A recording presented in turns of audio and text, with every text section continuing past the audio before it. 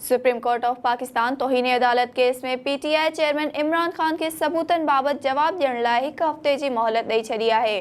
Chief justice Umar Ata Bandial तौहीन अदालत case जी ॿुधणी कई।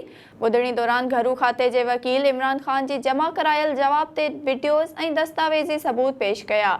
घरू वज़ारत जे वकील सलमान असलम भट्ट अदालत के ॿुधायो त इमरान खान जे जवाब में घरू वज़ारत जवाब जमा कराए छॾियो आहे, जंहिं ते इमरान खान जे वकील सलमान अकरम राजा चयो त खेसि USB नाहे मिली।